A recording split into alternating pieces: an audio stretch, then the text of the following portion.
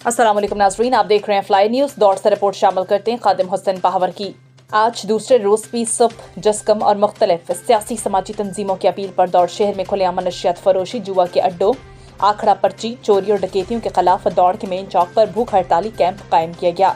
भूख हड़ताली कैंप में इस सुबह के रहनुमा डॉक्टर मुजाहिद रुस्तमानी, अमानुल्लाह सिंधी, इम्तियाज रुस्तमानी, जस्कम के रहनुमा फिरोज लगारी समेत शहरियों कारकुनान की बड़ी तादाद ने शिरकत की।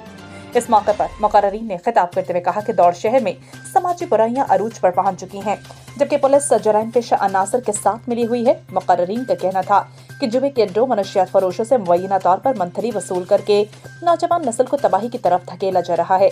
उन्होंने मजीद कहा कि फिलहाल 3 दिन तक पुरअमन भूख हड़ताल की जाएगी, ताहम अगर पुलिस ने अपना किबला दुरुस्त न किया तो एहतजाज का दायरा मजीद वसी किया जाएगा।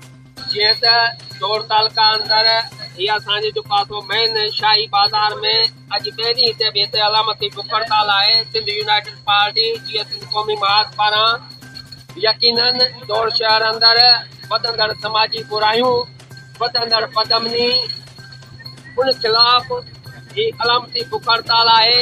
असांजो सिंपल सादो हिकु जो पासो हिते ही घुर आहे, हिते ही दां आहे, हिते ही सूक आहे।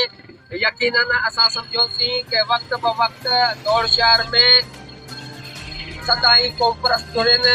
हमेशह दौड़ जे जो पासो आवाम लाइ, सियासी समाजी माण्हुनि सिंध जे लाइ हमेशह आवाज़ उठायो, पर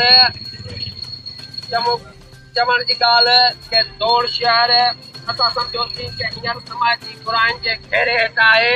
हिते सरियाम मनशियात फरोशी थी रहियो आहे, हिते सरियाम जो पासो शराब जा खुटा खुलियल आहिनि, हिते जुआ आकड़ा जी पर्चियूं, उन खां पोइ शहरी गैर महफ़ूज़ आहिनि। मूंसां गॾु हींअर हिकु शौकत कोटरानी मुतासिर वेठल आहे, जंहिंजो टेरो अघु हितां ई जेका आहे दौड़ शहर जे भरिसां 2 करोड़ ते कुर्सी अवल गाॾी, 50,000 कैश, मोबाइल फोन, जॾहिं कि हुन थाणे ते जेका आहे वञी एंट्री कटायो आहे, रिपोर्ट दाख़िल कई आहे, पर हितां जी इंतज़ामिया अपूर निंड सुतल आहे।